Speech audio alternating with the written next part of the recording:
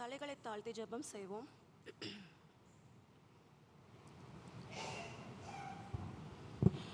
எங்களை அதிகமாக நேசிக்கிற அன்பு தாப்பனே, நீர் எங்களை நேசிக்கிறீர். எல்லா காரியங்களிலும் நீர் எங்களுக்கு கற்றுத்தருகிறீர். இந்த நாளிலும் எங்கள் எல்லாரையும் நீர் சந்தித்தருளும் ஆண்டவரே. உங்கள் பிள்ளைகள் எந்த சூழ்நிலை இருந்தாலும் உம்முடைய கரம் அவர்களை தொடட்டும். நீர் அவர்களை உயர்த்தி அருளும். துளியும் தகுதி இல்லாத என்னை இங்கு நிறுத்தி தகுதிப்படுத்தின கிருபைக்காக நன்றி ஆண்டவரே. அடியாளை மறைத்து நீர் வெளிப்படுவீராக. துதி கன மகிமை எல்லாம் உமக்கே செலுத்துகிறோம். இயேசுவின் மூலம் ஜெபம் ஜீவனுள்ள நல்ல பிதாவே, ஆமேன். இந்த உலகத்தில் ஃப்ரெண்டே இல்லாத மனுஷனோ இல்லை உயிரினத்தையோ பார்க்குறது ரொம்ப குறைவு. நம்ம எல்லாருக்கும் ஒவ்வொரு ஸ்டேஜில் வித்தியாசமான ஃப்ரெண்ட்ஸ் நமக்கு இருந்திருப்பாங்க. School, college, office, business, travel, even social media friends, church friends, after மேரேஜ்னு நிறைய ஃப்ரெண்ட்ஸ் இருப்பாங்க. நம்மளோட லைஃப் ஸ்டைலுக்கு ஏற்ற மாதிரி நமக்கு விருப்பமான நம்ம வைப் செட் ஆகிற மாதிரியான ஃப்ரெண்ட்ஸாக இருந்தாங்கன்னா அவங்க இன்னும் கொஞ்ச நாள் கண்டினியூ ஆவாங்க நம்ம லைஃப்பில். ஆனால் எல்லாருமே லைஃப் லாங் கூட வருவாங்களான்னா அது ரொம்ப கஷ்டம்தான். அவங்களுக்கு நம்ம ஒரு விஷயம் செய்கிறோம் அப்படின்னா திரும்ப அவங்கக்கிட்டேருந்து அந்த காரியங்களை நம்ம எதிர்பார்க்குறது தப்பு. அப்படி எதிர்பார்த்தா அது ஃப்ரெண்ட்ஷிப்பாகவே இருக்காது. நம்மக்கிட்ட ஒரு கொஸ்டின் யாராச்சும் கேட்குறாங்க, உங்களோட லிஸ்ட் ஆஃப் ஃப்ரெண்ட்ஸ் யாருன்னு கேட்டால் அதில் ஃபர்ஸ்ட் ஜீசஸ் தான் என்னோடய ஃப்ரெண்டுன்னு நம்மெல்லாம் சொல்கிறோமா? இந்த டேயோட இம்பார்ட்டன்ஸை பேஸ் பண்ணியும் நம்ம வாசிக்க கேட்ட வேத பாடங்களை பேஸ் பண்ணியும் நல்ல நண்பன் இயேசு, ஜீசஸ் ஆர் குட் ஃப்ரெண்ட் அப்படிங்கிற தலைப்பின் கீழே காட்ஸ் வேர்டை ஷேர் பண்ண விரும்புகிறேன். ஃப்ரெண்டுங்கிறது ஒரு இங்கிலீஷ் வேர்ட், ஆனால் க்ரீக்கில் அதுக்கு ஃபிலேயோன்னு பேர். ஃபிலேயோனா brotherly love or friendship love. அந்த ஃபிலேயோன்றது ஒரு குறைவுள்ள அன்பு.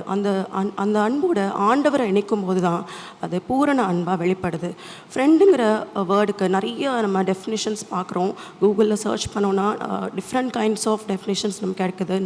when I went through brother ஸ்டீஃபனோட டெஃபினிஷன்ஸ் பார்க்கும்போது இந்த 6 லெட்டர் வேர்ட் FRIENDங்கிறதுல 6 குவாலிட்டிஸ் ஏசப்பா நமக்கு எப்படிப்பட்ட ஃப்ரெண்டாக இருக்காங்கன்னு ரொம்ப ஷார்ட்டாக சொல்லிடுறேன். F ஃபார் ஃபர்ம் அப்படின்னா உறுதியான. ஏசப்பாக்கும் நமக்கும் உள்ள பாண்ட் அவ்வளோ உறுதியாக இருக்கணும். நம்ம சில நேரங்களில் நிறைய நேரங்களில் அவரை விட்டு நம்ம விலகிடுறோம். ஆனாலும் கூட அவர் நம்மளோட கையை உறுதியாக பிடிச்சிக்கிறனால மட்டும்தான் நம்ம இந்த லைஃபே நமக்கு இருக்குது. R ஃபார் ரெடீமர் அப்படின்னா மீட்பர். நம்ம ஒரு சில சிக்கலில் மாட்டிகிட்ருக்கோன்னா ஐயோ அந்த சிக்கலில் என்னை மாட்டி விட்டுறாதீங்க, ஆளை விடுங்கன்னு ஓடுற ஃப்ரெண்டாக ஏசப்பா எப்போவுமே இருக்க மாட்டாங்க. அவர் நம்ம அந்த சிக்கல்லேருந்து நம்ம கூட இருந்து நம்மளை மீட்டுக்கொள்கிறவராக இருக்கிறாரு. I ஃபார் இன்ஃபைனைட், முடிவில்லாதவர். நான் முதலே சொன்ன மாதிரி நிறைய ஃப்ரெண்ட்ஸ் லாஸ்ட் வரைக்கும் நமக்கு வர்றதில்லை. ஆனால் நம்ம சிறு பிள்ளையாக இருக்கும் போதும் அவர் நமக்கு நண்பராக இருக்கிறாரு. நம்ம வயதாகி முதிர் வயதானப்புறமும் life to the end of life அவர் நமக்கு முடிவில்லாத ஒரு ஃப்ரெண்டாக இருக்கார். என்டியூரிங் அப்படின்னா நீடித்திருப்பது. நம்ம ஃப்ரெண்டுக்கு ஒரு கஷ்டம்னு வரும்போது அவங்க ஒரு டவுன்ஃபால் இருக்கும்போது நம்ம கொஞ்ச நாள் அவங்க கூட இருப்போம். ஆனால் ஒரு டைமுக்கு அப்புறம் நம்ம லைஃப்பை பார்க்க போய்டுவோம். they'll take care of themselves அப்படின்னு. பட் ஏசப்பா அப்படி இல்லை. அந்த டவுன்ஃபாலே அவங்க கூட இருந்து அவங்கள அதுலேருந்து வெளியே கொண்டு வந்து அந்த ஆஃப்டர் எஃபெக்ட்ஸ்லேயும் அவங்களோட நீடித்து இருக்கிற ஃப்ரெண்டாக இருக்காங்க. N ஃபார் நீட்ஃபுல் அப்படின்னா தேவையானவர். நமக்கு நிறைய தேவைகள் இருக்கும்.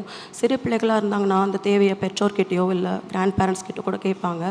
ஆனால் நம்ம பெரியவங்களாக இருக்கிறோம், நம்ம உடனடியாக நம்ம பேரண்ட்ஸ் போய் நம்ம கேட்க மாட்டோம். we reach out to our friends. ஆனால் எல்லா நேரமும் அந்த நீடு பூர்த்தி செய்யப்படுதான்னா அது சந்தேகம்தான். ஆனால் ஏசப்பாவை பொறுத்த வரைக்கும் நம்மளோட தேவைகளை அறிந்தவர், நம்ம உள்ளத்தின் ஆழத்தையும் அறிந்தவர். நமக்கு எப்போ தேவை வருது, என்ன தேவை வருதுன்றது அவருக்கு மட்டும்தான் தெரியும். அந்த தேவையை நேர்த்தியாக அந்தந்த நேரத்தில் பூர்த்தி செய்கிறவராக இருக்கிறாரு. கடைசியாக D ஃபார் டிஃபெண்டர் அப்படின்னா காக்கிறவர். சில நேரத்தில் ஒரு கான்வர்சேஷன் ஆர் ஒரு ஆர்கியூமெண்ட்டில் கூட நமக்கானவங்க நம்ம பக்கம் நியாயமே இருந்தால் கூட நமக்காக பேசுகிறதுக்கு தயங்கி நின்றுடுறாங்க. ஆனால் ஏசப்பா விஷயத்தில் நம்ம சும்மா இருந்தால் போதும். அவர் நமக்காக பேசுகிறது மட்டும் இல்லை, நமக்காக யுத்தங்களே செய்ய வல்லவராக இருக்கிறாரு. ஒரு சின்ன ஸ்டோரியும் நான் ஐ வென்ட் த்ரூ. ஒரு சின்ன பையன் அவனோட டீச்சர்கிட்ட போய் கேட்குறானா, சார் நான் நிறைய ஃப்ரெண்ட்ஸோடு இருக்காங்க சார், நான் எத்தனை ஃப்ரெண்ட்ஸ் வச்சுக்கிட்டா நல்லாயிருக்கும் அப்படின்னு கேட்கும்போது, கொஞ்சம் கூட எதிர்பார்க்காத சார் சிரிச்சுட்டே, வா நான் உனக்கு பதில் சொல்கிறேன், கிரவுண்ட் கிட்ட கூட்டிகிட்டு போனாராம். அங்கே ஒரு மாமரம் இருந்துச்சு, அந்த மாமரத்தில் இருக்க மாங்காவை பறின்னு சொன்னாராம். அவன் அண்ணாந்து பார்த்து, இவ்வளோ உயரமாக இருக்கே சார், நான் எப்படி பறிக்க முடியும்னு கேட்குறானா. சரி நீ வந்து ஒரு 2 ஃப்ரெண்ட்ஸை கூட்டிகிட்டு வா ஹெல்ப்புக்குன்னு சொன்னானோ. அவன் போய் வேகமாக 2 ஃப்ரெண்ட்ஸை கூட்டிகிட்டு வந்து அவங்கள நிறுத்தி அவங்க மேலே ஏறி நின்று முயற்சி பண்ணியிருக்கான். அப்போ அவனால் பறிக்க முடியல. அப்புறம் தூரத்துலேருந்து பார்த்துட்டு இருந்தேன் சார் கிட்ட போய் திரும்பவும் கேட்டானா, சார் என்னால் முடியல. சரி இன்னும் நிறையா ஃப்ரெண்ட்ஸை வேணால் நீ கூட்டிகிட்டு வான்னு அவன் திரும்ப ஓடி போய் நிறைய ஃப்ரெண்ட்ஸை கூட்டிகிட்டு வந்திருக்கான். அவங்க எல்லாரையும் கூட்டிகிட்டு வந்து ஒரு பிரமிட் ஷேப்பில் அவங்க நிறுத்தி அவங்க மேலே ஏறி நின்று அந்த மாங்காவை பறிச்சிருக்கான். ஃபைனலி சந்தோஷத்தோடு அந்த சார் கிட்ட வந்து காட்டான, சார் நான் பறிச்சிட்டேன். சரி இந்த விஷயத்தில் நீ என்ன கற்றுக்கிட்ட அப்படின்னு அவர் கேட்கும்போது, நான் தனியாக ஒரு விஷயத்தை ட்ரை பண்ணும்போது என்னால் முடியல. அதுவே நான் நிறைய ஃப்ரெண்ட்ஸோட ஹெல்ப் இருந்துச்சுன்னா எனக்கு அந்த சக்ஸஸ் பண்ண முடியும். அதனால் எனக்கு நிறையா ஃப்ரெண்ட்ஸ் தேவைப்படுவாங்கன்னு தோணுது சார். தப்புன்னு சொல்கிறார். அப்போது நீங்களே சொல்லுங்கள் சார், நீ இவ்வளோ ஃப்ரெண்ட்ஸை நீ கூட்டிகிட்டு வந்தே, யாராச்சும் ஒருத்தர் அந்த மரத்து மேலே சாய்ச்சி வச்சுருந்த அவ்வளோ பெரிய ஏணி இருக்குதுன்னு உனக்கு கைட் பண்ணி ஹெல்ப் பண்ணியிருந்தா நீ அதை ஈஸியாக பறிச்சிருப்பல்ல. ஸோ நம்ம சுற்றி நிறைய பேர் நமக்கு ஹெல்ப் பண்ணுறாங்க, அவங்க நமக்கு சப்போர்ட், அவங்க தான் நமக்கு எல்லாம் அப்படியே நம்ம நினச்சிட்ருப்போம். அப்படி கிடையாது. ஏசப்பான்ற ஒரே ஒரு ஃப்ரெண்டை நம்ம ஏற்றுக்கொண்டோன்னா நம்ம லைஃபே அவர் வித்தியாசமாக மாற்றக்கூடிய வல்லவராக இருக்கிறாரு. ஏசப்பா நமக்கு எப்படிப்பட்ட நண்பனாக இருக்காங்கன்னு இன்றைக்கி வாசிக்க கேட்ட வேத வாசிப்பு பகுதியிலேருந்து 3 காரியத்தை மட்டும் நான் சொல்லிடுறேன். His unconditional love, his compassion and his faithful அப்படிங்கிறது. எடுத்தவர்கள் வாசிங்க. ஓசியா 11ஆம் அதிகாரம் வசனங்கள் 1 முதல் 4 வரை.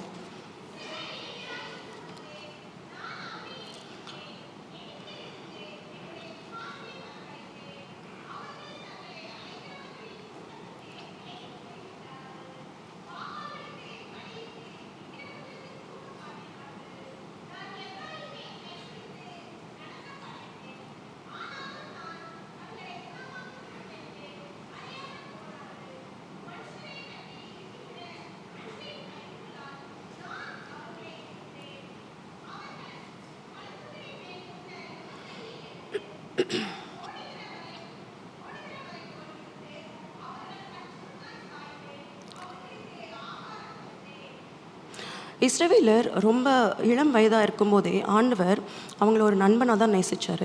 அவரோட பலத்த கையோடும் ஓங்கிய புயத்தோடும் அவங்கள எகிப்திலிருந்து கானானுக்கு வெளியே கூட்டிகிட்டு வந்தார். ஆனாலும் அவங்க எல்லாரும் என்ன பண்ணாங்களாம், பாகால்களை தான் வழிபட்டாங்களாம். 2வது வசனத்தில் சொல்கிறாரு, நான் அவர்களை மறுபடியும் அழைச்சேன்னு. ஆண்டவர் எவ்வளோ நேர்த்தியாக அவங்கள வெளியே கொண்டு வந்தாலும் கூட அவங்க மற்ற கடவுள்களை வணங்குறாங்கன்னு தெரிஞ்சும் ஏசப்பா அவங்கள மறுபடியும் அழைச்சிருக்காரு. அப்போவும் இஸ்ரவேலர் அவரை விட்டு பின்வாங்கிட்டாங்க. அப்போ கூட ஆண்டவர் அவங்கள விடாமல் தாய் குழந்தையை தேற்றுவது போல் அவங்கள ஆற்றி தேற்றினார். தேவனுடைய இந்த அன்பை எப்படி பார்க்கலான்னா, ஒரு அன்கண்டிஷ்னல் லவ்னு தான் சொல்லணும். அது பேரண்ட்ஸ்க்கும் பிள்ளைங்களுக்குமான ஒரு அன்பு, அதுக்கு எல்லையே கிடையாது. இஸ்ரவேலரோ நாமளோ செஞ்ச அதிகபட்ச பாவங்களுக்கு கிறிஸ்துவானவர் மறித்து நம்ம எல்லாரையும் அவருடைய பிள்ளைங்களாக ஏற்றுக்கொண்டார். அதே போல் நாமளும் நிபந்தனை இல்லாமல் மற்றவர் எல்லா மக்களுக்கும் ஆண்டவரோட நிபந்தனையற்ற அன்பை பகிர்ந்து கொள்ள அழைக்கப்படுறோம். கொலோசியர் 3:11 சொன்னபடி கிறிஸ்து எல்லாருக்கும் பொதுவானவர், அவர் நம்ம எல்லாருக்குள்ளும் இருக்கிறார். 2வதாக கம்பேஷன், இரக்கம். ஓசியா 11ஆம் அதிகாரம் 8ஆம் வசனத்தை சொன்னபடி இஸ்ரவேலர்கள் ஆண்டவரை தொடர்ந்து எதிர்த்துட்டே வந்திருக்காங்க. இருந்தால் கூட அவர் காற்ற அன்பு எவ்வளோ ஆழமானதுன்னு தான் இந்த வசனத்தில் நம்ம பார்க்க முடியும். இஸ்ரவேலர் எல்லாரும் பாவத்தில் விழுந்துராத படிக்கு ஆண்டவர் அவரோட இரக்கத்தினால் அவங்க எல்லாரையும் மீட்டு கொண்டார். இந்த 8ஆம் வசனத்தில் ஆண்டவர் 3 கேள்வி கேட்குறாரு. முதல் கேள்வி, எப்ராஹிமே உன்னை எப்படி கைவிடுவேன்னு. இது அவரோட ஆழமான அன்பை தான் வெளிப்படுத்துது. எப்ராஹிம்னா இஸ்ரவேல் மக்களை தான் குறிக்குது. அவர் சொன்னார், என் சொந்த மகளை போல இருக்கிற உன்னை அழிக்க எனக்கு மனசே வரலன்னு. அவருக்கு துரோகம் நினைச்ச மக்களுக்கே அழிவு வந்துடக்கூடாதுன்னு நினைக்கிற இரக்கமுள்ள தேவன் அவர் தான். 2வது கேள்வியில், இஸ்ரவேலே உன்னை எப்படி ஒப்பு கொடுப்பேன்னு. ஒப்பு கொடுத்தல்ன்ற வார்த்தை இஸ்ரவேலர்கள் செஞ்ச பாவத்துக்கு பனிஷ் பண்ணுற விதத்தில் தான் அந்த காரியம் இருக்குது. ஆனால் அவங்க மேலே அளவற்ற இரக்கம் வச்சுருந்தனால உங்களை எப்படி ஒப்பு கொடுக்க முடியும்னு கேட்குறாரு. மூன்றாவது கேள்வி, நான் உன்னை எப்படி அத்மாவை போல் ஆக்குவேன், உன்னை எப்படி செபோயமை போல் வைப்பேன். இந்த அத்மா செபோயம்லாம் சோதோம் கொமோரா பட்டணங்களோட அழிக்கப்பட்ட பட்டணங்கள் தான். நம்ம இரக்கமுள்ள ஆண்டவர் தம்முடைய ஜனமாகிய இஸ்ரவேலரை எப்படி இந்த நிலைக்கு நான் தள்ளுவேன்னு தனக்கு தானே கேள்வி கேட்டுக்கிறாரு.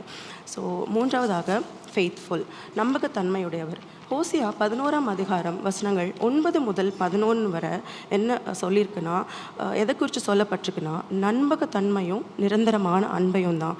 இந்த 2 குவாலிட்டியை அடிப்படையாக வச்சு தான் எப்ராஹிமை அழிக்க மாட்டேன்னு கடவுள் நமக்கு வாக்கு கொடுக்குறாரு. இஸ்ரவேலர்கள் பயத்தோடும் மனம் திரும்பி பறவைகள் போல, புறாக்களை போல எகிப்திலிருந்தும் அசிரியாவிலிருந்தும் புறப்பட்டு அவங்களோட சொந்த வீடுகளுக்கு திரும்பணுங்கிற ஒரு வாய்ப்பே இல்லாத ஒரு சூழ்நிலையிலும் கூட ஆண்டவர் அவங்கள நேர்த்தியாக அவங்களோட சொந்த வீடுகளில் குடியமர செய்தார். ஸோ தேவன் என்ற இந்த நம்பிக்கைக்குரிய நண்பன் எல்லா வித சூழ்நிலைகளையும் நம்முடைய வாழ்வில் செயல்படுறாரு. நம்ம பாவிகளாக இருக்கும்போது சிலுவை மரணத்தை ஏற்று உயிர் தெழுந்தனால தான் இன்றைக்கும் நமக்கு வாழ்வதற்கான ஒரு நம்பிக்கை கொடுக்குறாரு. ஸோ இன்றைக்கி நல்ல நண்பன் ஏசு அப்படிங்கிற ஒரு தலைப்பின் கீழே பாடல்கள் பாடினோம், பாடம் கேட்டோம். ஆனால் உண்மையாகவே இந்த இயேசுவை நம்ம வாழ்க்கையில் நண்பனாக ஏற்றிருக்கிறோமா?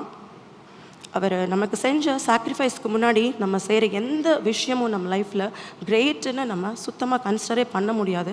அவர் மனுஷனை மாதிரி வாய் வார்த்தைக்காக நான் உனக்காக உயிரே கொடுப்பேன்னு சொல்லலை. He has just proved it for us. So கர்த்தர் எப்படிப்பட்ட அன்பு நம்ம மேலே வச்சுருக்கிறாரு, நம்ம மித்தவங்களுக்கு எப்படிப்பட்ட அன்பை காட்டணும்னு கட்டளையிடுறார் தெரியுமா? Sacrificial, selfless, unconditional, everlasting love. அதாவது தன்னலமற்ற தியாகம் செய்யும் நிபந்தனையற்ற நித்திய அன்பு தான். ஸோ நம்ம எல்லாரும் முடிவெடுப்போம், நம்மளும் கர்த்தரை போல நம்மளை சுற்றி நம்மளுக்கு பிடித்தவங்க பிடிக்காதவங்க எல்லாருக்கும் நம்மளும் செல்ஃப்லெஸ், சாக்ரிஃபிஷியல், அன்கண்டிஷ்னல், எவர்லாஸ்டிங் லவ்வை நம்ம காட்டுவோன்னு. கர்த்தர் தாமே இந்த வார்த்தையை ஆசீர்வதிப்பாராக. ஆமென். கிறிஸ்துவுக்குள் பிரியமானவர்களே, இந்த ஞாயிறு ஆராதனையினை நம்முடைய கோயஸ்